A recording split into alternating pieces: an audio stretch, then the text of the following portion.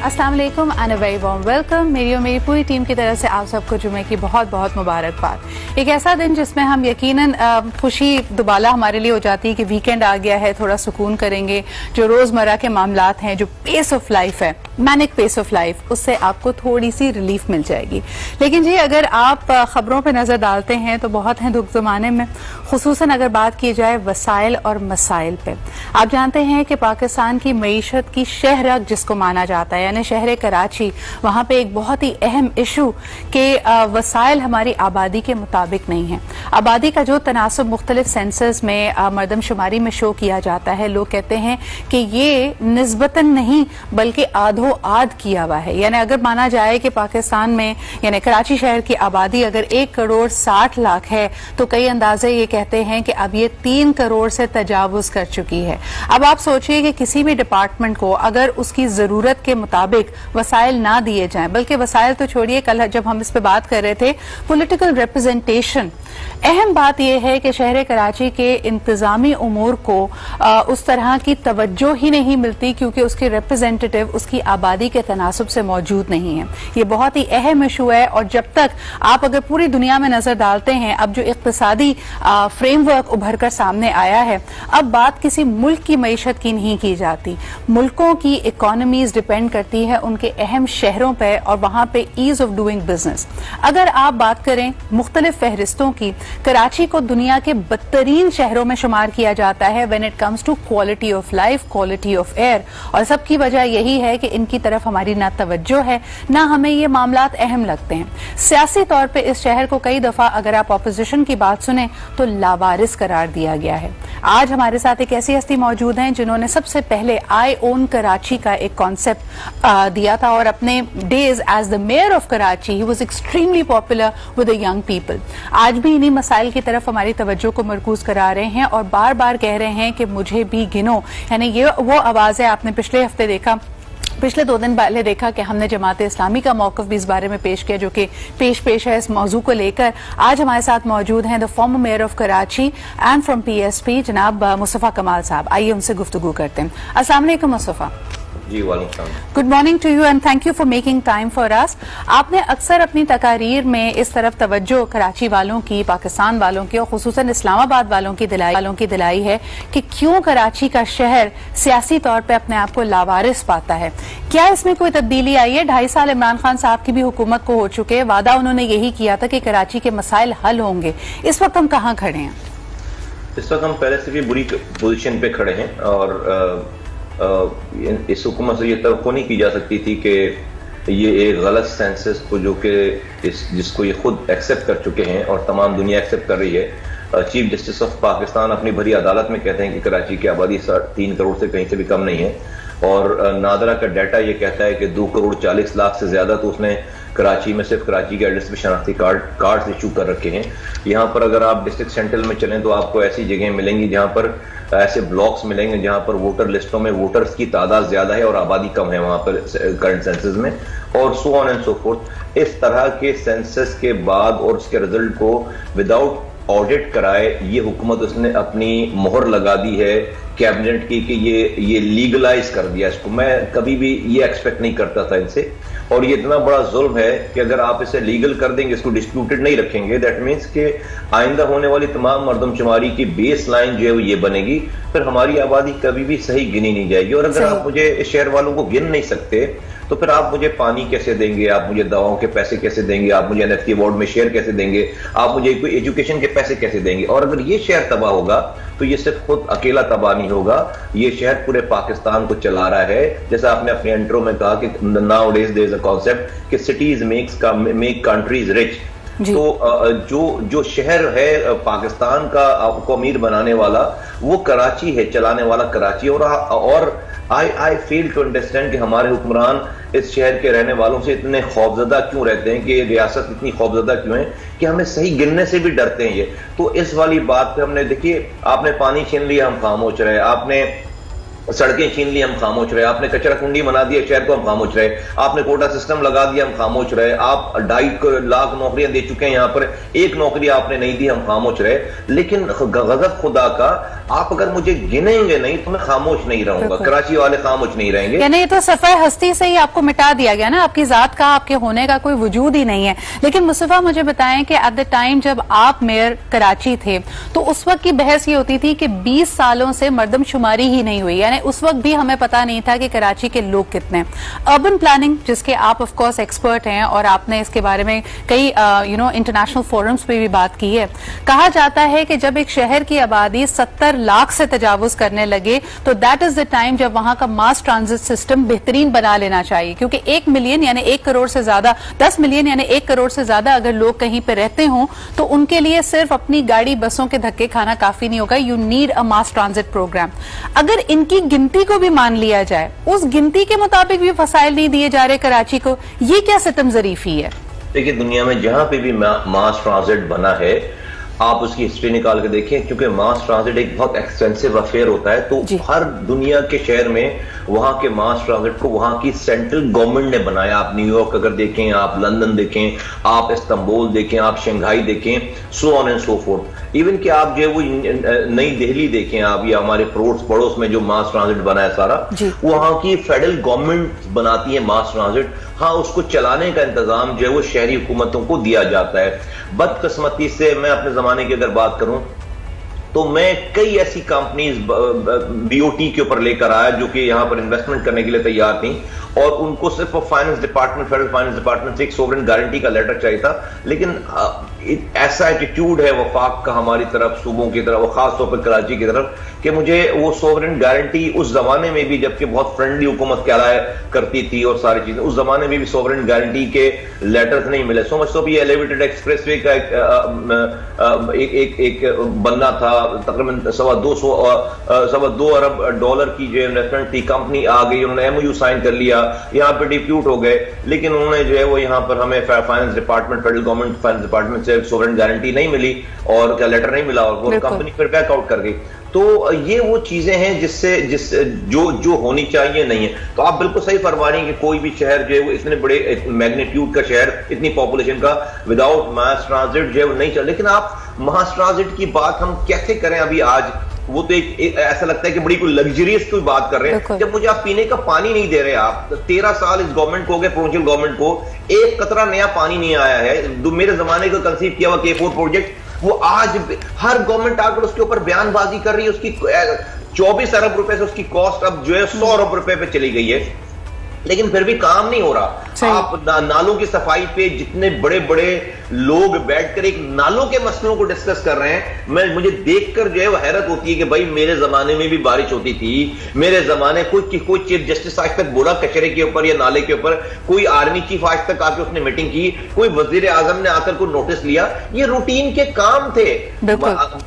Mustafa, I want to understand कि जब आप बात करते हैं मर्दमशुमारी, जो कि आज का एक अहम इशू है, मुतनाज़ा मर्दमशुमारी है जिसको लीगलाइज किया जा रहा है, इसमें कबाहत क्या है? देखिए, हमेशा जब गिनने, वोटर लिस्टिंग की बात आती है तो वो हम अपने नेशनल इलेक्शन से पहले करते हैं। उस वक्त हमें होता है कि जी डिलिमिटेशंस हो रही हैं, क्या उसका किसी को सियासी मफाद ना हो जाए। कराची को कम गिनने से किसको फायदा होता है, किसकी सियासत चमकती है? और अगर इनको सही गिन लिया जाए, रिप्रेजेंटेशन कराची की असेंबली में बढ़ जाए, तो इससे नुकसान किसका है? देखिए, इसका कराची को कम गिनने का सबसे बड़ा फायदा पाकिस्तान पीपल्स पार्टी को सियासी तौर पर, और कराची को सही गिनने का सबसे बड़ा नुकसान पाकिस्तान पीपल्स पार्टी को सियासी तौर पर। कैसे? कराची पाकिस्तान का वो मुनफरिद शहर है जो कि कहीं और कोई किसी सूबे में ऐसा शहर नहीं है कि जो अपने सूबे की पॉपुलेशन का 55% कैटर करता हो। ठीक है, लाहौर पंजाब का जो है वो हार्डली जो है वो आई थिंक 15-20% है, या कोई और शहर तो इससे भी कम है। लेकिन कराची इतना बड़ा है कि पूरे सूबे सिंध की आधी आबादी से ज्यादा आज कराची में लोग रह रहे हैं। ठीक है। तो अगर कराची को सही गिन लिया जाएगा, तो अगर आज कराची की आबादी को आपने 21 नेशनल असेंबली की सीट दे रखी हैं, 1.5 करोड़ की आबादी पर 44 प्रोविंशियल असेंबली की सीट दे रखी हैं, तो जब आप इसको 3 करोड़ सही गिनेंगे तो ये सीटें जो है वो 40 नेशनल असेंबली की सीट होंगी और 80 के करीब प्रोविंशियल असेंबली की सीट होंगी। तो होगा ये कि फिर हैदराबाद है, फिर मीरपुर खास है, फिर तो आप कहते हैं फिर पासा पलट जाएगा। फिर ये होगा कि देखिए आज जो आपकी रूलिंग एलीट आ रही है वो डिस्पाइट कि आपकी पॉपुलेशन रह रही है ज्यादा अर्बन सेंटर्स में पाकिस्तान में, लेकिन रूलिंग एलीट आपकी आ रही रूरल एरिया से, गांव देहातों से आ रही है, इसलिए कि आपने आबादियों को तनासुब सही नहीं गिन रखा। जब आप इसको सही कर देंगे तो फिर आपकी हुकूमतें जो भी बनेंगी सिंध में या स्पेशली सिंध में, वो अर्बन सेंटर बेस हुकूमत बनेंगे। जो अर्बन सेंटर्स को जीतेगा वो हुकूमत बनाएगा। तो पीपल्स पार्टी की अगर आप मिसाल दे लें कि आज अगर वो यहां से सिर्फ 2 सीटें लेते हैं या 1 सीट लेते हैं और पूरे सिंध भर से वो तमाम दूसरे अजला से वो सीटें लेते हैं, लेकिन हुक्मरानी वो यहां पर करते हैं, तो उनकी कोई ओनरशिप नहीं है।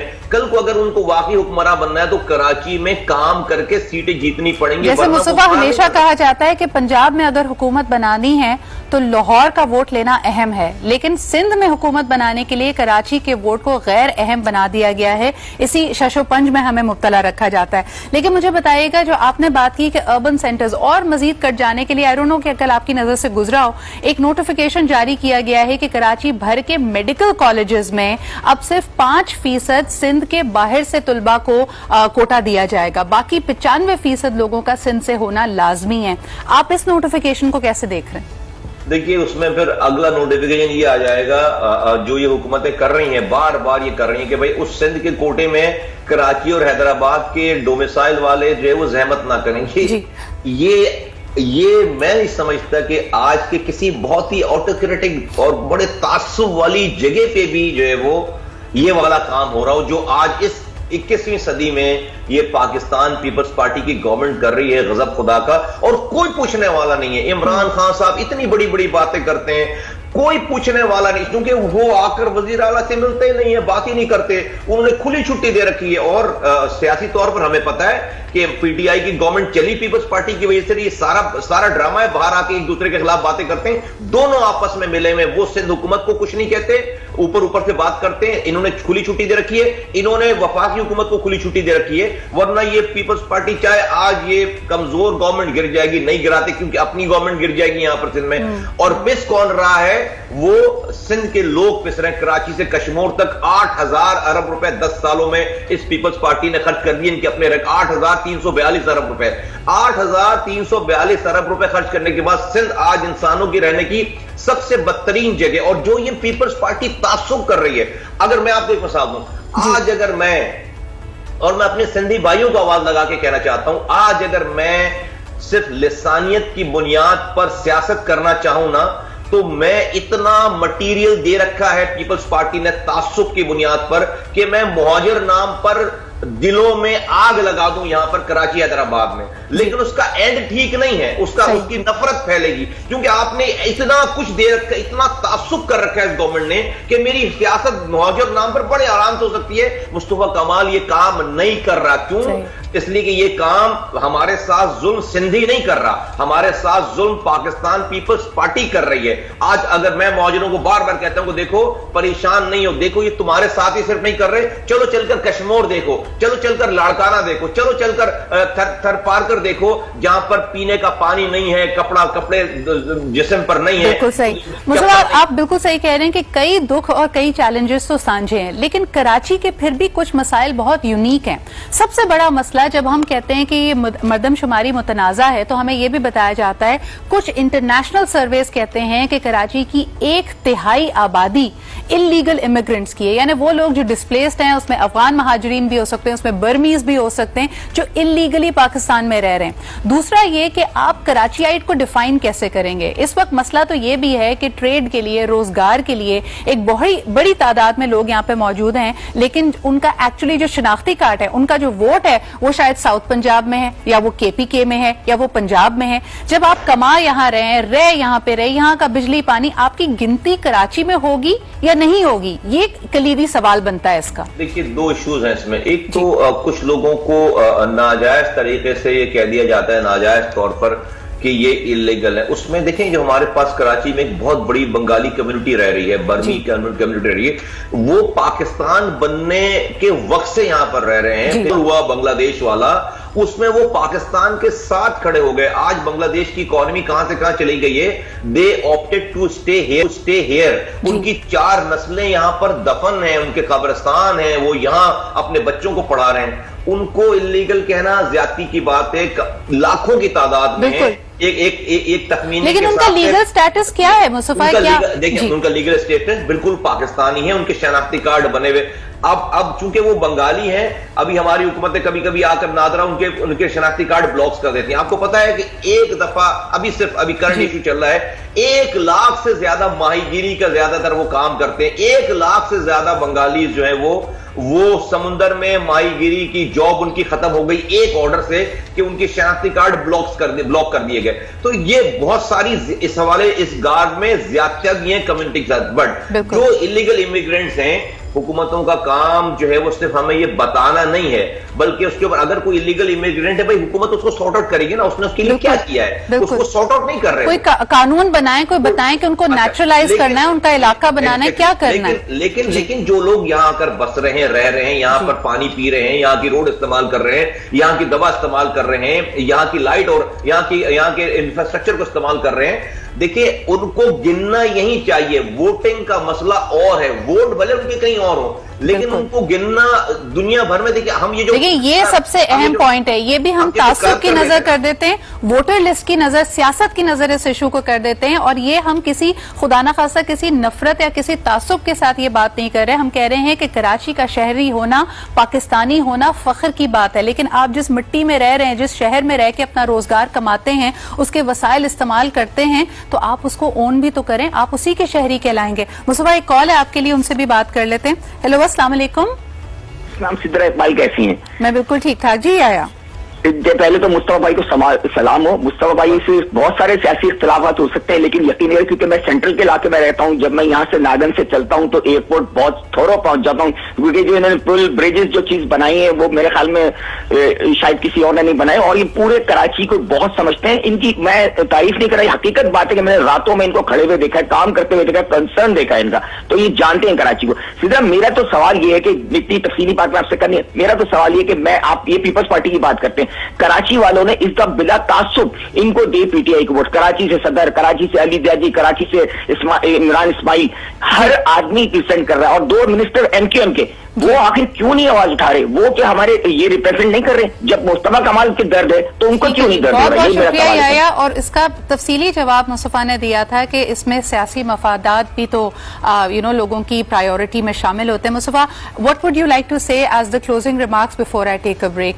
लोगों को, कराचीआइट्स को इस बात का अदराक ही नहीं कि किस तरह उनके मुस्तकबिल और उनके हाल से खेला जा रहा है। देखिए अब तजुर्बे होना या कुछ प्रूव होना बाकी रह नहीं गया। जो हमारे भाई बात कर रहे हैं बिल्कुल ठीक बात है कि भाई 2 मिनिस्टर्स बैठे हुए हैं फेडरल गवर्नमेंट में, और इतनी कमजोर हुकूमत है। अगर वो कहें कि हम 7 सीटें अपनी अलग कर लेंगे तो ये हुकूमत कभी भी इसको एंडोर्स नहीं करती सेंसस के रिजल्ट को। वो क्यों नहीं कर रहे? वो इसलिए नहीं कर रहे कि वो हुकूमत को आंखें नहीं दिखा सकते, इसलिए उनको हुकूमत में रहना है हर कीमत में। क्यों रहना है हुकूमत में? क्योंकि उनके ऊपर करप्शन के चार्जेस हैं। वो उनका मेयर आज जो है वो करप्शन करके आराम से घूम रहा है, इसीलिए घूम रहा है कि वो इमरान खान की उसकी पार्टी जो है वो सपोर्टर। अगर वो इमरान खान की हुकूमत की सपोर्टर नहीं होगी, इमरान खान उसको बंद करवा देंगे, इसलिए कि जो इमरान खान के मुखालिफ है उनको नैब का लेटर आ जाता है। आज खालिद मकबूल सिद्दीकी जो रॉ के एजेंट पकड़े जा रहे हैं, उन्होंने जीआईटीज में नाम लिखवाया है कि भाई जीआईटी में लिखवाया कि हमें रॉ इंडियन हवाले करने वाला आदमी खालिद मकबूल सिद्दीकी है, हमें इंडिया ले जाने वाला आदमी। वो बंदा पाकिस्तान का वफाकी वजीर रहा है, आप आज एमएनए है और एक पार्टी का एमक्यूएम का सरबराह है। आज वो हुकूमत से निकलेंगे, कल जीआईटी में जो उनकी सियासी जो मफादात है और जो पेचीदगियां हैं वो आड़े आ रही हैं, लेकिन यकीनन ये इंतजामी उमूर तक लिमिटेड बात नहीं है। ये मर्दमशुमारी अगर इंडोर्स हो जाती है, लीगलाइज हो जाती है, जैसे मुस्तफा ने कहा कि आने वाले कई सालों तक यही आपका बेसिस बन जाएगा, फाउंडेशन बन जाएगा। आप अगले साल या अगले सेंसस में ये नहीं कह सकते कि इस दफा की आबादी से 3 गुना आप बढ़ गए, because no factor, no nothing, population growth rate is not going to support you. बहुत शुक्रिया हमारे साथ मौजूद होने के लिए, इस अहम इशू को एक दफा फिर हाईलाइट। एक छोटा सा ब्रेक लेते हैं and we'll be right back.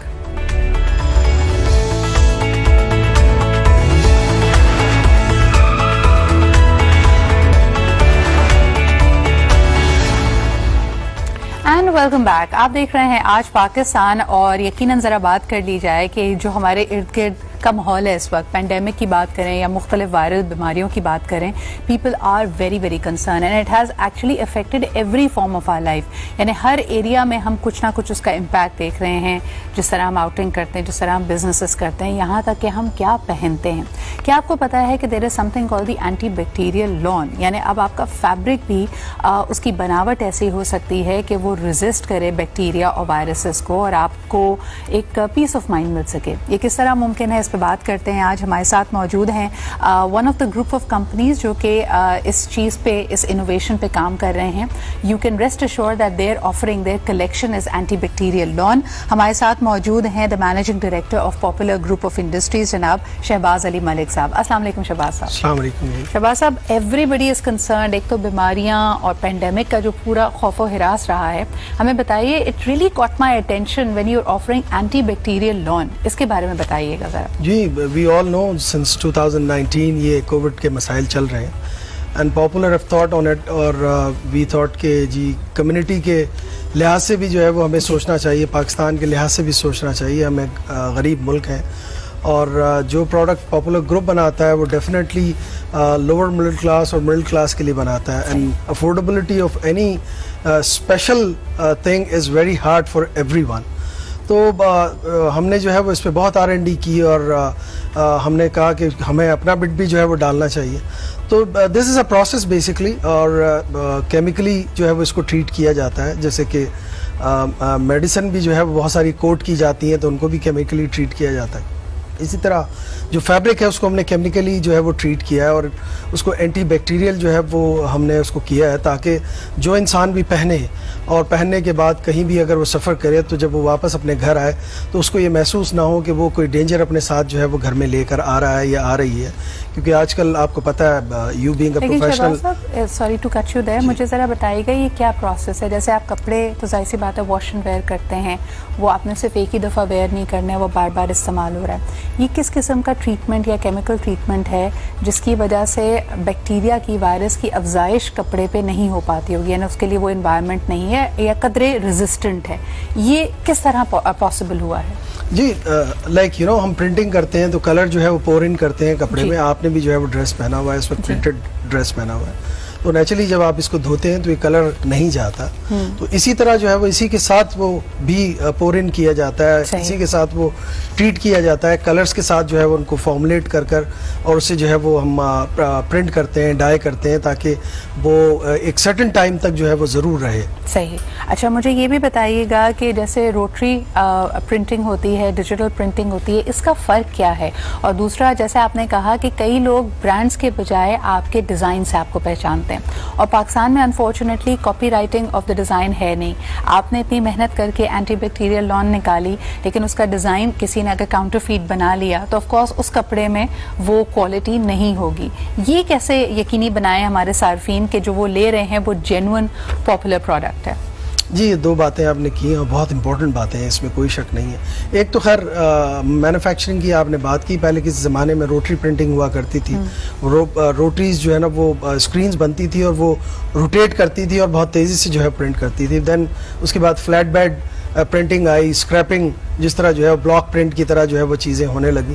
फिर अब इट्स अ न्यू इन्वेंशन, और वो डिजिटली जो है वो प्रोड्यूस हो रहा है, और 3D इम्पैक्ट के साथ जो है वो प्रोडक्ट दी जाती है। अब चूँकि डिजिटल का ज़माना है और जो है वो एक मॉडर्न ज़माना आ गया। Coming back to the next question, the copyright, it's very unfortunate specially in Pakistan. खैर बहुत पूरी दुनिया में भी कॉपीराइट होती है, कॉपीराइट जो है वो हम भी करवाते हैं, लेकिन हर डिज़ाइन को जो है वो कॉपीराइट कराना थोड़ा सा मुश्किल है, क्योंकि इतने डिज़ाइन आ रहे हैं। आई मीन हम जैसे the first time we brought 500 design, this is a history in Pakistan के। किसी भी ब्रांड ने, बड़े ब्रांड ने जो है वो एक साथ 500 डिज़ाइन एक साथ जो है वो लॉन्च किए हों। हमने अभी जो है वो एक साथ 500 डिज़ाइन लॉन्च किए।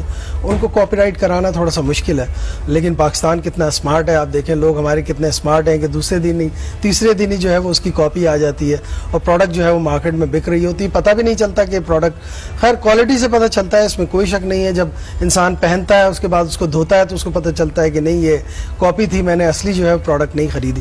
तो पाकिस्तान का प्रॉब्लम है। Yes, obviously. मुझे बताएं कि 500 प्लस डिजाइन्स के साथ आपने लॉन्च किया है। साल 2020 फाइनेंशियली टफ हर इंसान के लिए था, और जैसे कि आपने कहा कि आपकी एक बहुत बड़ी टारगेट ऑडियंस है from the middle class and lower, उनकी परचेजिंग पावर में शहबाज साहब आप डिफरेंस देख रहे हैं? क्योंकि इस वक्त हर इंसान ये कह रहा है कि चाहे आटा, दाल, चीनी या जो अशिया खुर्दनोश हैं, ज़रूरत की अशियाएँ, सब की कीमतें आसमान पे। क्या इस साल आप लोगों ने भी प्राइसेस बढ़ाई हैं? उनकी परचेजिंग पावर, अफोर्डेबिलिटी के बारे में क्या कहेंगे? उसमें आप क्या फ़र्क देखते हैं?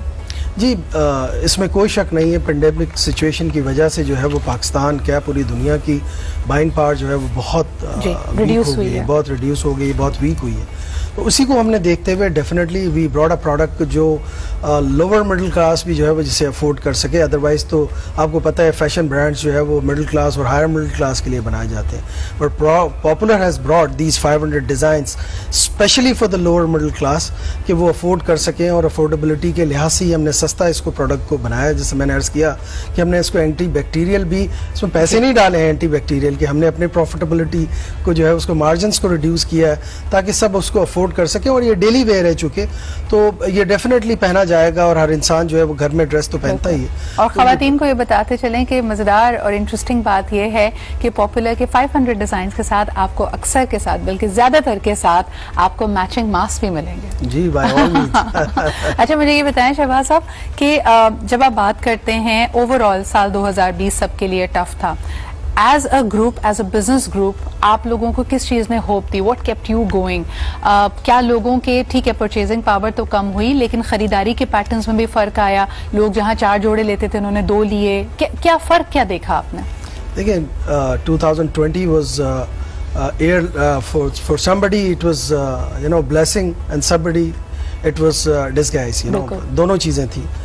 जो फूड प्रोडक्ट्स थी वो आपने देखा कि बहुत ज़्यादा हाइप पर गई, लोगों ने जो है वो खाने पीने की चीज़ों पर बहुत ज़्यादा कंसंट्रेट किया, हाइजीन प्रोडक्ट्स पे बहुत कंसंट्रेट किया, और उनकी सेल्स जो है वो बहुत ज़्यादा बढ़ी, इस हद तक बढ़ी कि आप और हम लाइनों में लगकर हमने चीज़ें ली और हमें चीज़ें नहीं मिली।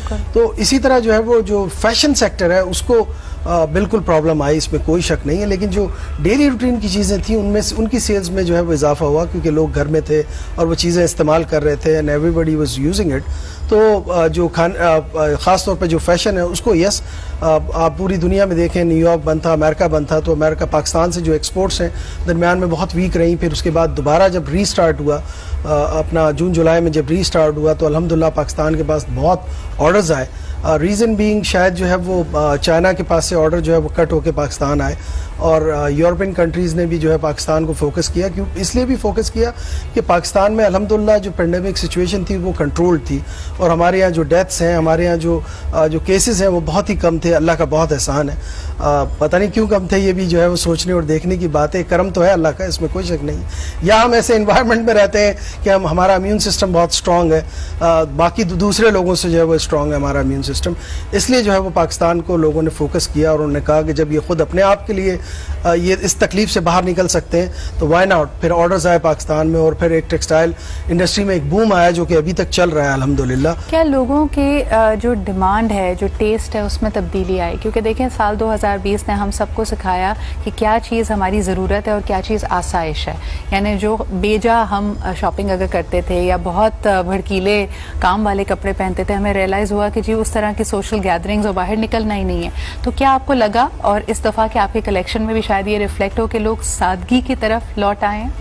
जी, क्यों नहीं। डेफिनेटली हर इंसान जो है इस वक्त ये सोच रहा है कि मेरा बजट क्या है और उस बजट को मैं कैसे कट करूं, क्योंकि बड़ी मुश्किल से अर्निंग जो है वो इस वक्त बहुत ज़्यादा मुश्किल हो गई है। हर इंसान, अब वो ऑनलाइन की तरफ भी बहुत सारे लोग आ गए हैं, बहुत सारी प्रोडक्ट्स, बल्कि सारी ही प्रोडक्ट्स ऑनलाइन पर चली गई हैं, तो लोगों ने अपने खर्चे जो है वो कट किए हैं। तो जो प्रोडक्ट है उसकी प्राइसेस भी जो है वो कम हुई हैं। जैसे मैंने आपको अर्ज़ किया कि पहले हमारी प्राइसेस लेट से 2000 थी, तो अब 1500 जो है वो प्राइसेस हो गई हैं किसी भी प्रोडक्ट की। और इसी तरह लोग जो है वो फोकस हो रहे हैं, R&D कर रहे हैं कि किसी तरह प्रोडक्ट की जो है वो प्राइसेस कम की जाए, ताकि अफोर्डेबिलिटी पाकिस्तानियों के लिए, सबके लिए जो है वो ईज़ हो। और जो उसका डिज़ाइन फैक्टर है, मैं आपको एक दफ़ा फिर कहूँ कि सादगी में बहुत ग्रेस है। मैंने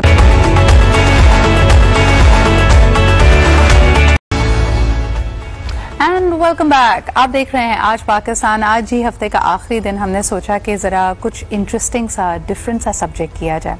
आपको बताते चलें कि अक्सर लोग उम्र चोर होते हैं, यानी अगर आप उनसे पूछें कि आपकी एज क्या है तो कहा जाता है 3-4 साल तो इधर उधर कर ही देते हैं, और इधर उधर से मुराद है कि उसको कम करके बताते हैं, कोई अपनी उम्र ज़्यादा करके नहीं बताता। और कुछ लोग इस मुगालते को या इस अभाम को कि वाकई वो इतने यंग हैं अपने ऊपर तारी कर लेते हैं कि अगर वो दिखने में कम लगते हैं या झूठ बोलकर कम हैं तो फिर वो एक्ट भी वैसे ही करते हैं। वो अपने आप को बहुत ही इमेच्योर शो करते हैं, कभी कभार कुछ भुलक्कड़ हो जाते हैं, और ये इतना ओवर द टॉप होता है कि आपको एहसास होने लगता है कि ये कुछ गड़बड़ है। इसी वजह से अंग्रेजी में जब डांट पड़ती है तो एक फिक्रा अक्सर कहा जाता है which is act your age, यानी अपनी उम्र के मुताबिक अपनी हरकत और सकनात को करो तो ज़रा अच्छा भी लगेगा और जचेगा तुम पे। लेकिन हमारे इर्द गिर्द ये फिनोमेना बढ़ता ही चला जा रहा है। एक ज़माने में कहा जाता था कि ज़िंदगी के मुख्तलिफ फेजेस के साथ आप में मेच्योरिटी आती है। लड़कियों से एक्सपेक्ट किया जाता था कि वो जब शादी उनकी हो जाती है, वो घरेलू जिम्मेदारियाँ समझाती हैं, तो उनके मिजाज में, उनके एटीट्यूड में एक ठहराव आना चाहिए। और ये एक्सपेक्टेशन आहिस्ता आहिस्ता बढ़ती जाती है। वंस यू हैव चिल्ड्रन, आपने बच्चों की तरबियत करनी है, उनको क्योंकि इखलाक और खुलूस सिखाना है, तो फिर अपने आप को भी वैसे ही कैरी करना है। लेकिन आज के दौर में अगर आप अक्सर बुजुर्गों से बात करें, वो ये कंप्लेन करते हुए नजर आते हैं कि जी ये फेजेस तो जिंदगी के आ रहे हैं, लेकिन हमारे बच्चों का लड़कपन और उनका बचपना नहीं जा रहा। यानी खुद के 2 बच्चे हो गए हैं, लेकिन ऐसा लगता है कि घर में सबसे छोटा बच्चा वो हजरत या वो खातून खुद ही हैं। उनके मिजाज में ना कोई ठहराव है, बल्कि एक लाउबालीपन है, एक जल्दबाजी है। आज जरा इसी हवाले से बात करते हैं। अक्सर लोगों को कहा जाता था ना कि बचपन में उनका नाम प्यार से अगर बेबी रख दिया, अब बेबी जो है वो 40 साल की भी हो गई है, वो बेबी आंटी कहला रही है, और बेबी आंटी ने अपने ऊपर इस कैफियत को इतना तारी कर लिया है कि वो अभी तक नन्ही काकी बनी हुई है। ऐसे लोग आपके इर्द गिर्द हैं तो आज का शो आपके लिए है। और जरा कॉल भी कीजिए, बताइए भी कि ये जो अपनी अपना फायदा उठाना कि जी या तो आप ख़ानदान में सबसे छोटे हैं, सबसे छोटी बहू हैं या सबसे छोटी बेटी हैं, इसकी वजह से जो आपके मिजाज में एक इमेच्योरिटी है वो बनावटी है या वो असली है, इस पे जरा बात करते हैं। आज हमारे साथ जो जबरदस्त पैनल मौजूद है इस पे गुफ्तगू करने के लिए फर्स्ट एंड फॉरमोस्ट जी हमारे साथ है सुंबुल उमर, जो कि एक होस्ट भी हैं, मॉडल भी हैं। डायरेक्टली जी इनका ताल्लुक है इस पे, और पूछेंगे कि मीडिया में खास तौर पर खवातीन, मेरा खुद भी इससे ताल्लुक है तो पूछना आसान होगा कि एज के साथ एक परसेप्शन अटैच्ड है, तो खवातीन की कोशिश यही होती है कि वो अपने आप को कम उम्र दिखाएं और कम उम्र बताएं। क्या इसके कोई नुकसानात भी हैं? Thank you Sumbul for being here with us. अच्छा जी, हमें ज्वाइन कर रहे हैं ऑनलाइन, हमारे साथ मौजूद हैं एंकर पर्सन हैं Zeeshan Malik. Thank you Zeeshan for being here. And of course we also have another motivational speaker, Yasmeen Bhatt हमें ज्वाइन कर रही हैं। Thank you Yasmeen for making time for us. And last but definitely not the least, my very dear friend Anja Saqib is also joining us. बहुत शुक्रिया Anja for being here with us. अच्छा जी, गुफ्तगू का आगाज अगर ज़ीशान मैं आपसे करूं, बिकॉज मर्दों का ओपिनियन बड़ा इंपॉर्टेंट है। लड़कियां अपनी उम्र को छुपाती हैं, लेकिन एक होता है कि बाकायदा अगर आप उनसे पूछ लें तो ये क्या, लेकिन दूसरा तरीका है अपनी ड्रेसिंग से, अपनी हरकत से, अपने रिस्पॉन्सेज और रिएक्शन से अपने आप को इमेच्योर, कम सिन, कम उम्र दिखाना। ये बनावटी भी हो सकता है आपके ख्याल में? जी, औरत के हवाले से ये कहा जाता है कि बच्ची, लड़की, औरत, औरत और फिर लड़की, ये एक स्टेजेस होती हैं खवातीन के लिए। जहनी उम्र होती है एक, और एक जिस्मानी उम्र होती है। अगर आप अपनी बातों या हरकतों से अपनी जहनी उम्र जो है वो शो कर रहे हों, मैं ये मर्द और खवातीन की तफरीक नहीं है इसमें कोई भी हो सकती है, जेंडर हो सकती है। तो छुपाना जो है, अगर आप मैच्योरिटी जो है उसका ताल्लुक उम्र से नहीं होता, उसका ताल्लुक जहन से होता है। लेकिन ज़ीशान सवाल मेरा एक छोटा सा है, आपकी बात को इंटरजेक्ट कर रही हूँ, कि एक होता है कि अपना ख्याल रखना, कि जी अपना वजन ना बढ़ने देना, अपने बनाव सिंगार का ख्याल रखना, ये तो अच्छी बात है। लेकिन एक तरीका है कि आप उम्र के उस हिस्से में हैं, अब आपके तजुर्बात हैं, एक्सपीरियंसेस हैं, लेकिन उनको डाउन प्ले कर कर अपने आप को कमसिन और लड़कपन वाला एक एटीट्यूड देना, इसके बारे में क्या कहेंगे? जी, मैं बताता हूँ, बिल्कुल ऐसा ही है। और ये जो एक ख्वाहिश होती है कि अपने आप को दोबारा वक्त में वापस लेके जाना, असल में ये वो ख्वाहिशात जो हम इस तरह से पूरी करना चाहते हैं, क्योंकि हर जो 20 साल का फर्क होता है, अब आजकल के अगर आप बुजुर्गों से पूछें तो उनके दौर में मोबाइल नहीं थे, उनके दौर में ये सब जिद्दत नहीं थी जो आज है। वो जब ये देखते हैं तो वो जो हसरत होती है वो उसे पूरा करने के लिए इस तरह की हरकतें करते हैं। और ये करना। अच्छा, अब खवातीन पे आ जाते हैं। अगर अंजा ये जो हसरत वाली बात को लेके आए हैं, अच्छा अक्सर जैसे उर्दू का मुहावरा है ना कि जी खरबूजे को देखकर खरबूजा रंग पकड़ता है, ये भी देखने में आया है कि जब खवातीन अपने से कम उम्र लड़कियों के साथ हैंग आउट कर रही हैं, या उनकी कोई कॉलीग है, या अगर वो टीचर हैं और कॉलेज और स्टूडेंट्स को वो एक तरह से ऑब्जर्व कर रही हैं, तब भी एक देखने में आया है कि suddenly they start acting younger than they are. इस पे आपका क्या ऑब्जर्वेशन है? सिद्रा, बिल्कुल ठीक ऑब्जर्वेशन है आपकी, बिकॉज मैं तो जितना ज्यादा इंटरेक्ट करती हूँ with all kinds of people, तो मैंने अक्सर देखा है। लेकिन एंजॉय करता है इंसान, क्योंकि हमने अक्सर जब मैं ट्रेनिंग्स या कुछ करा रही होती हूँ या मेरी लाइन ऑफ वर्क में बहुत सारी अपने से काफी सीनियर लोगों के साथ काम करती हूँ, तो एक तो काफी ज्यादा कभी कभार थ्रेटेंड फील करते हैं कि लाइक लिटरली अगर आपके बच्चों की उम्र की हो तो वो नहीं, बहुत ज्यादा इस तरह से जाहिर करना कि जी मुझे तो किसी चीज का इल्म ही नहीं है, हम तो ऐसे ही बड़े हो गए हैं। हाँ। मतलब यानी एक तरह से फोर्स करके अपने आप में चुलबुलापन भी तो तारी किया जाता है ना कि मैं तो बहुत जॉली हूँ, चुलबुली हूँ।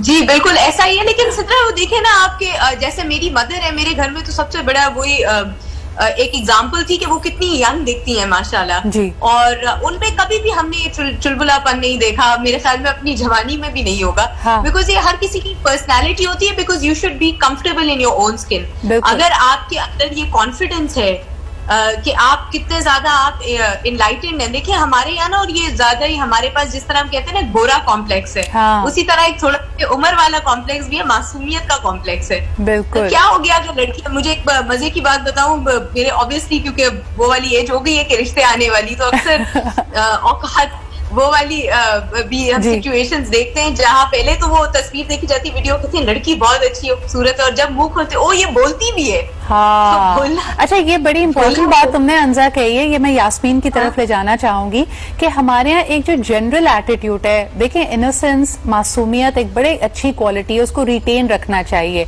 लेकिन हमारे यहाँ समझदारी को चालाकी से मिला दिया जाता है। यानी अगर कोई लड़की मैच्योर समझदार बात कर रही है, उन्होंने कहा ये तो बड़ी पक्को है, ये तो बड़ी चालाक बातें करती है, तो उसको खत्म करने या उस असर को जायल करने के चक्कर में लोग बनावटी मासूमियत ले आते हैं। इस पे आप क्या कहेंगी यास्मीन?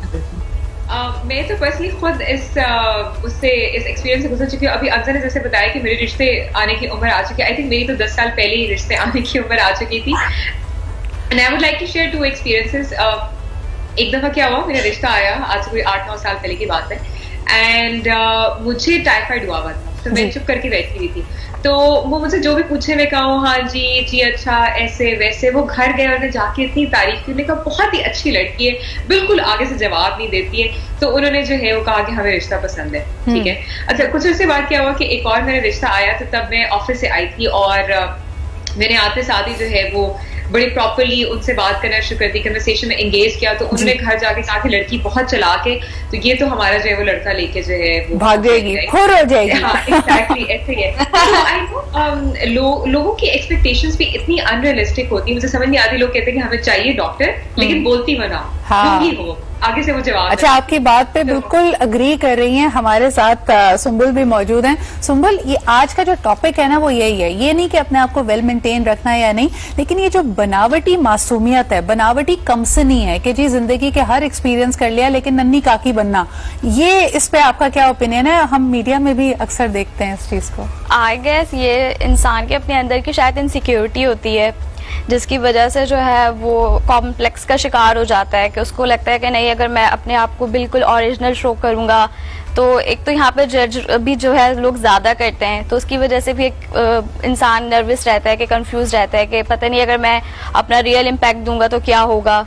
तो लोग शायद बातों की वजह से, बचने की वजह से जो है अक्सर ऐसा करते हैं कि वो फिर कुछ होते हैं और वो फिर अच्छा, लेकिन किसी हाल में खुश नहीं है ना। अगर आप मीडिया की बात करें, because you are a host and you work in media, मुझे ये बताएं कि कम उम्र दिखना एक तो ख्वाहिश भी है, स्क्रीन की रिक्वायरमेंट भी है, लेकिन उसमें कभी कभार जब लोग अपना मेकओवर करते हैं या ट्रांसफॉर्मेशन करते हैं और 40 साल की उम्र में 20 सालों वाला फैशन करने की कोशिश करते हैं, तो उसको वो अक्सर बहुत भोंडा लगता है, बुरा लगता है, एज अप्रोप्रिएट नहीं लगता। इस पे आप क्या कहेंगी? मैं इस पे यही कहूंगी कि हर एज की अपनी एक ब्यूटी होती है। अगर आप बचपन में ही बहुत ज्यादा अम्मा बनने का शौक करते हैं, बहुत ज्यादा मेकअप करते हैं, तो अक्सर मेरी फैमिली में मेरी जो मदर थी या मेरी जो बड़ी बहन थी वो मुझे मना करती थी कि हर चीज टाइम बाय टाइम अच्छी लगती है, टाइम के साथ हर चीज की जो है एक अपनी ब्यूटी होती है। अब जो मेरी मम्मा है वो जाहिर वो मदर है, तो वो मदर वाले लुक में अच्छी लगेंगी अगर वो मेरे साथ मेरी तरह जो है वो जीन्स टी शर्ट। अच्छा, बाय द वे इसमें ये बड़ी अच्छी बात ये है कि आपको बताते चलें कि वेस्ट में इसको एक दिमागी फतूर के तौर पर रिकग्नाइज भी किया गया है। यानी 20 साल की उम्र में अगर आपका कोई फेवरेट ब्रांड है, आपकी उम्र बढ़ रही है लेकिन आप उसी तरह के कपड़े, उसी तरह के फैशन करना चाहते हैं। ब्रेक पे जाना पड़ रहा है जी, लेकिन वापस आके आपकी कॉल्स भी लेंगे और फिर ज़ीशान से ये भी पूछेंगे कि कई खवातीन को, कई लड़कियों को ये मुगालता है या उनके जहन में ये बात ड्रिल कर दी गई है कि अगर आप कमसिन इनोसेंट होने की एक्टिंग करेंगी तो ये मर्दों को बड़ा अट्रैक्टिव लगता है। ये सही है या गलत है, ये ज़ीशान से जानेंगे एक छोटे से ब्रेक के बाद।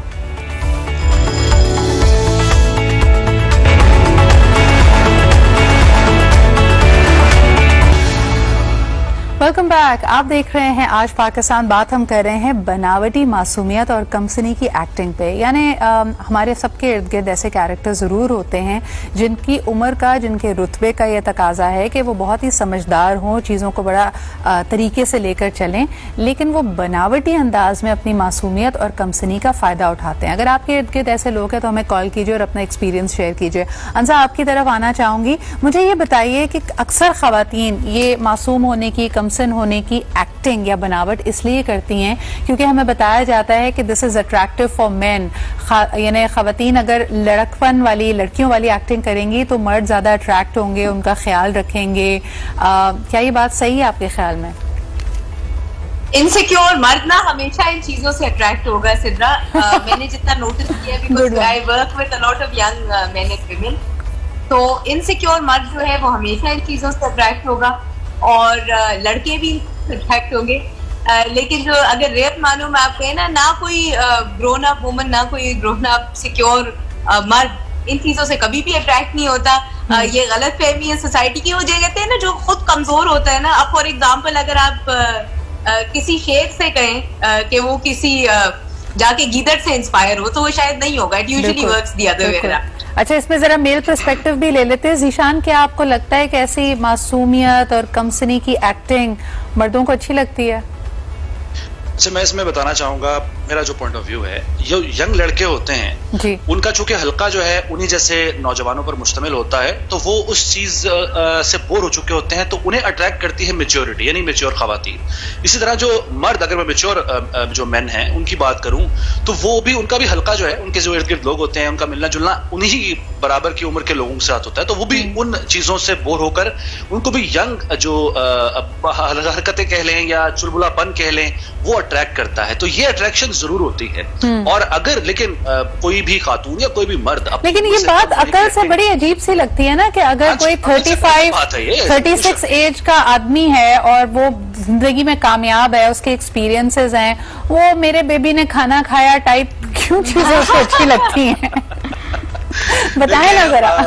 वापसी की तरफ जो जाने का की ख्वाहिश है इंसान की, वो उसके अंदर सदियों से मौजूद है। और वही बात है, जैसे अगर पहले भी होता था, जब थोड़े रख रखाव था, तब हम अपनी औलाद में, जो हमारे बुजुर्ग हैं, वो अपनी औलाद में वो सब चीजें लाना चाहते थे जो उनकी अपनी ख्वाहिशात होती थी। अब जरा बात उससे आगे बढ़कर वो औलाद से के अलावा किसी और तरह से उन ख्वाहिशात को पूरा करने की कोशिश करते हैं। बिल्कुल सही हो गया। यास्मीन, आपकी आवाज मैंने सुनी थी, मुझे बताया ये बड़ा कॉमन है, ये इस तरह की डायलॉग बाजी, मेरे बेबी ने खाना खाया, मेरा बेबी उदास है, तो ये बेबी को बड़ा नहीं होने देंगे कभी? अच्छा, ये मैं तो इसमें साइकोलॉजिस्ट वाली थोड़ी सी अप्रोच दूंगी कि अक्सर हमारे बचपन की जो कमियां होती हैं उनको हम बड़े होके जो है वो पूरा कर रहे होते हैं। ठीक है, अक्सर कहते हैं ना, कुछ लड़के ऐसे होते हैं जिन्हें बाप बनने का बड़ा शौक होता है, वो शुगर डैडी बन जाते हैं, और कुछ ऐसी लड़कियां होती हैं जिन्हें अपने से काफी ज्यादा बड़ी एज के मर्द जो है वो पसंद होते हैं। अक्सर ये होता है कि हमारे बचपन में कोई ऐसी कमी रह जाती है जिसको पूरा करने के लिए हम अपनी एडल्ट लाइफ में उस तरह से एक्ट करना शुरू कर देते हैं। अब बात कही थी कि कौन सी ऐसी आंटियां होती हैं जो कि उस एक उम्र में पहुंच के लाइक 50 की एज में जाके या 60s की एज में जाके 30 या 40 की तरह एक्ट करने की कोशिश करी होती। अक्सर वो उस तरह भी होती है जिनको अपनी जवानी में वो चीज़ एक्सप्रेस करने का मौका नहीं मिला होता। या तो वो चीज़ होती है, या दूसरी चीज़ ये होती है कि उनको सिर्फ और सिर्फ जो है वो अप्रिसिएशन ही हमेशा उसी चीज के लिए मिली होती है, उस एज ग्रुप के लिए मिली होती है, उन्हें ग्रेसफुली एजिंग के लिए कभी अप्रिसिएशन नहीं मिली होती है, तो वो एक अप्रिसिएशन के लिए जो है अप्रिसिएशन है, अटेंशन है। अच्छा, आपकी बात से मुझे ख्याल आया यास्मीन, अक्सर आप देखें कि अगर किसी मैरिड कपल में एज डिफरेंस बहुत ज्यादा है, जैसे आपने बिल्कुल सही कहा कि अप्रिसिएशन इस बात की मिली कि लड़की 19 साल की थी, उसकी किसी 28 साल के लड़के से शादी हो गई, तो वो लड़की हर दफा ये बात मेंशन करती है कि मेरा और उनका एज डिफरेंस बहुत है, मुझे तो ये पसंद है, and she stage in that mindset for longer. Sumbul, आपको लगता है ऐसा होता है? हाँ, होता है ऐसा, थोड़ा बहुत होता है। अगर अंडरस्टैंडिंग होती है फिर तो शायद नहीं होता, लेकिन थोड़ा बहुत होता है ऐसा। ठीक है। अच्छा, एक कॉलर हमारे साथ है, उनसे भी बात करते हैं। हेलो, अस्सलाम वालेकुम। जी वालेकुम सलाम, राशिद बोल रहा हूँ। क्या जी राशिद साहब, क्या हाल चाल है? टॉपिक देखा आपने हमारा, कैसा लग रहा है आपको ये सब्जेक्ट? बड़ा यूनिक सा है, अलग सा है। अच्छा, हमें नॉर्मली कभी जिंदगी में हम कभी कोई हमसे एज से में ज्यादा भी होता है तो किसी को अंकल या आंटी कहते हैं तो बड़ा बुरा मनाते हैं, वो कहते हैं कि ये इससे मैं लगता है बहुत उम्र का शो हो रहा हूँ, तो इस चीज को माइंड करते हैं। लेकिन वैसे मैंने ये देखा है कि ज़हनी कंपैटिबिलिटी जो है वो अकाउंट करती है। जिस्मानी बाज लोग होते हैं कि वो उनका जो ब्रॉटअप होता है वो बाहर एक्सपोजर इतना नहीं हुआ होता, लेकिन वो जिस्मानी तौर पे तो अगर 20-25 साल या 30 साल के हैं, लेकिन जब आप उनसे गुफ्तगू करें तो बिल्कुल लगता है जैसे ये 15 साल के हैं या 20 साल के हैं। उन्होंने मेंटली उनकी प्रिपरेशन इतनी नहीं हुई होती, ना उन्होंने फेस किया होता है बाहर, तो वो ये इस चीज का जरूरी ख्याल रखना चाहिए। ठीक है जी, बहुत बहुत शुक्रिया राशिद साहब कॉल करने के लिए। आपके कहने का मकसद था कि जाहिरी तौर पे यानी आप जो फेस टू फेस किसी शख्स को देख रहे हैं तो उसकी एज बढ़ रही है, लेकिन हो सकता है एक्सपीरियंसेस की वजह से बड़ा जेन्युइन है कि उनकी वो मेच्योरिटी उनमें नहीं आई है या उन्होंने वो तजुर्बात जिंदगी में नहीं किए हैं। अच्छा, आपकी तरफ आना चाहूंगी हमजा। जी हमजा। जी, मैं ये कहने वाली थी, एक छोटी सी बात ऐड करूंगी। मैंने कहीं पढ़ी थी कि अकल जो है वो बादाम खाने से नहीं आती, धोखे खाने से आती है। हाँ, और लाइफ ने दिए बहुत धोखे, खैर इट्स ओके। आगे बढ़ते। अंजा, मुझे बताएं कि ये जो अभी हम मैरिड कपल वाली बात कर रहे थे कि अगर किसी लड़की की बहुत यंग एज में शादी हो जाती है तो उसमें भी आपको लगता है कि अगर तो कंपैटिबिलिटी अच्छी नहीं है और शायद वो शादी इतनी कम सनी में कर दी गई थी कि उस वक्त आपकी लाइक्स डिसलाइक्स या आपकी पर्सनालिटी इतनी इवॉल्व नहीं हुई थी, तो वो डिफरेंस हमेशा रहता है। यानी the reason why you act so young is because you are intrinsically incompatible with your partner. Exactly, आपने बिल्कुल सही पॉइंट रेज किया, because I meet a lot of women every day, मतलब from young girls and everything. और ये है कि मेरी दर्सगाह जो सबसे पहली वो ये थी कि मामा पापा का पार्लर था, तो वहां आपको हर तरह की औरत मिलती है। तो I learned very early on कि अगर आपकी जिंदगी में कोई चीज इनकम्प्लीट होती है ना, आपने बात की, अक्सर औकात हमारे यहाँ कहते हैं जी लड़के को 10-12 साल बड़ा होना चाहिए, मैच्योर होना चाहिए। It's about your mental compatibility. मैंने 30 साल की लड़कियां भी देखी हैं जो कि बहुत इमेच्योर होती हैं, मैंने 16-18 साल की लड़कियां भी देखी हैं जो मैच्योर होती हैं। हाँ, लेकिन जिंदगी में अगर कोई चीजें इनकम्प्लीट रह जाती हैं, जैसे कुछ एक्सपीरियंसेस हैं, जब आपके पास कोई रिग्रेट रहता है ना जिंदगी में, तब आप ग्रो करने से आपको रोकती है वो चीज। So as long as you know you are full on the inside, अगर जिसका कहते हैं पेट भरा हुआ है, उसकी नीयत भरी हुई है, तो फिर वो सुकून में होगा, अदरवाइज वो बेसुकूनी हमेशा रहेगी। अच्छा, एक बड़ी इंपॉर्टेंट बात यहाँ पे करना चाहेंगे, जो यंग मदर्स यानी यंग एज में मदर्स बन जाती हैं, फिर जाहिर सी बात है खातून की अपनी एज शायद 40-41 है और उसकी बेटी भी 20 साल की है या 21 साल की है। अगर माँ अभी तक वही बनावटी मासूमियत कमसनी के फेज में है और अपनी एज को ग्रेसफुली एक्सेप्ट करने को तैयार ही नहीं है, तो इसका बेटी पे क्या असर पड़ता है, इस पे जरूर बात करेंगे। कॉलर पहले हमारे साथ हैं। हेलो, अस्सलाम वालेकुम। हेलो, वालेकुम सलाम। अस्सलाम वालेकुम जी, कौन सा आप बात कर रहे हैं? मैं गौहर बात कर रहा हूँ। गौहर जी, गौहर साहब क्या कहेंगे? अच्छा, मेरा पॉइंट ऑफ व्यू ये है कि एक्चुअली जब हम अपने बच्चों को ग्रूम करते हैं तो उनको ये बताना चाहिए कि आफ्टर लाइक उनकी एक डायरेक्शन है कि उनके लिए कंपैटिबिलिटी के लिए फॉर अ मेल किस किस्म की वुमन होनी चाहिए और वुमेन के लिए किस किस्म का मर्द होना चाहिए। अच्छा, उसमें ये होता है कि जहाँ जिम्मेदारी की बात है, after marriage that's a real life, after marriage that's a real practical thing which is happening, तो मर्द has to, he faces everything like he has resources which can be limited, which can be unlimited, but right 92% में limited resources होते हैं। बिल्कुल सही है sir, बहुत बहुत शुक्रिया गौर साहब कॉल करने के लिए। वक्त हमारे पास महदूद होता है, लेकिन मैं आपको ये भी कहना चाहूंगी कि ये खवातीन की बैशिंग नहीं है, मर्द हजरात भी जिनकी शादियां होती हैं, बच्चे बड़े हो गए हैं, बच्चों के कॉलेज स्कूल जाने की जिम्मेदारियां हैं, फाइनेंशियल रिस्पॉन्सिबिलिटीज हैं, घर बनाना है, घर चलाना है, लेकिन अगर वो भी अपने लड़कपन फेज में हैं, उनको खेल तमाशों से और अपने दोस्तों से फुर्सत नहीं मिल रही, इसका भी आपकी घरेलू जिंदगी पे बहुत नेगेटिव इम्पैक्ट पड़ता है। एक छोटा सा ब्रेक लेते हैं, वापस आएंगे बच्चों पे इम्पैक्ट और आपकी घरेलू जिंदगी पे इम्पैक्ट जब आप अपने लड़कपन से बाहर आने को तैयार ही नहीं है, उसका क्या असर होता है, इस पे बात करते हैं ब्रेक के बाद।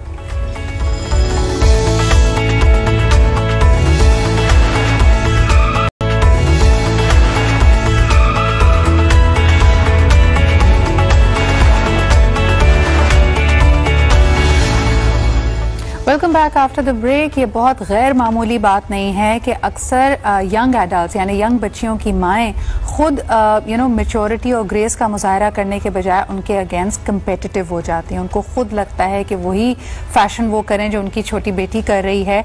इसका क्या असर बेटी की पर्सनालिटी पे पड़ता है, जिसका एक्चुअली उसकी उम्र है इन चीज़ों को एंजॉय करने की, आगे बढ़ने की। यास्मीन क्या कहेंगी, अगर लड़की की उम्र 20-21 साल है, माँ 40 की उम्र के करीब है और वो वही फैशन कर रही है, उतनी कंपेटिटिव हो रही है और अपने आप को मेंटेन कर रही है, इसका क्या असर पड़ता है बच्ची की पर्सनालिटी पे?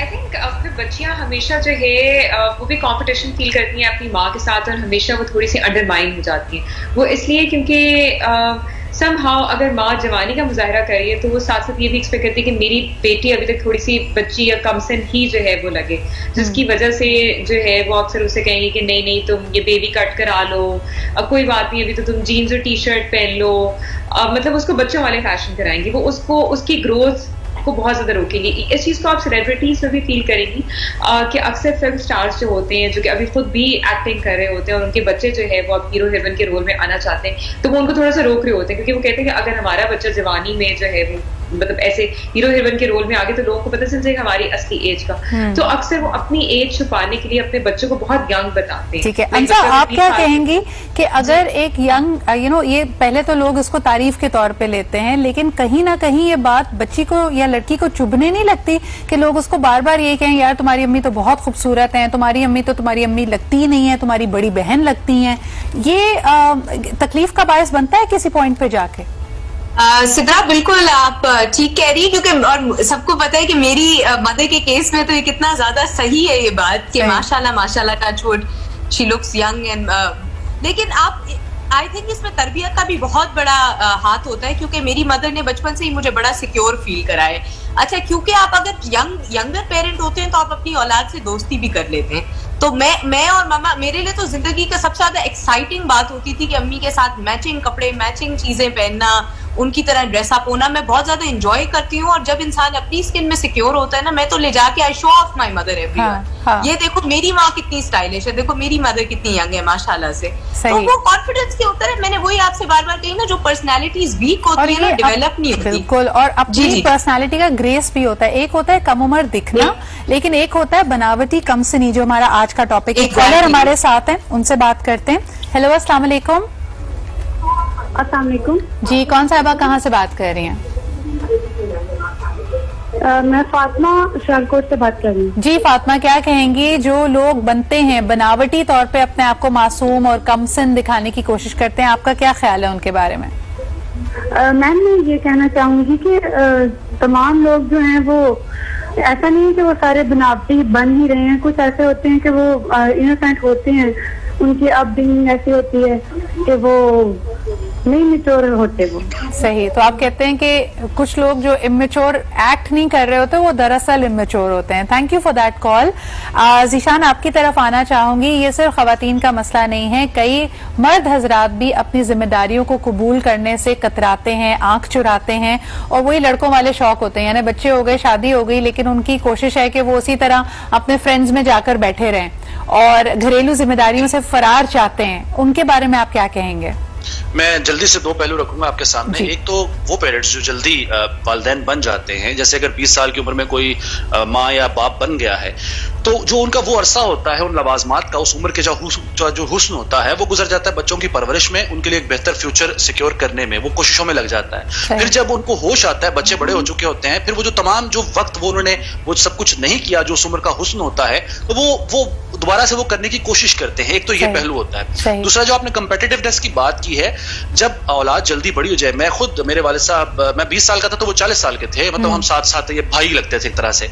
वो ये होता है कि बच्चों के साथ एक दोस्ताना ताल्लुक कायम रखने की कोशिश में वो शायद वो एक ऐसा तासुर देते हैं कि हम भी आपके साथ वही हरकतें कर रहे हैं, वैसे ही जवान दिखने की कोशिश कर रहे हैं। वो सिर्फ इसलिए होता है कि बच्चों को एक दोस्ताना माहौल दिया जाए और उनको अपने मजीद करीब रखा जाए, या उनको ये तासुर दिया जाए कि हम आपसे ज्यादा एज में दूर नहीं है, फासला नहीं है हमारी एजेस का, और उसके साथ साथ ज़हनी तौर पर भी हम आपसे ज्यादा दूर नहीं है। ये एक मेरे नजदीकी दो पहलू है। अगर आप ठीक है, बिल्कुल सही, आपने एब्सोल्युटली स्पॉट ऑन। ज़ीशान, मर्दों के बारे में क्या कहेंगे जो अपनी जिम्मेदारियों से फरार चाह रहे होते हैं, अपना ये कमसनी या एक लड़कपन वाला एटीट्यूड रख के, वो सीरियस ही नहीं हो रहे जिंदगी में, उनके बारे में क्या कहेंगे?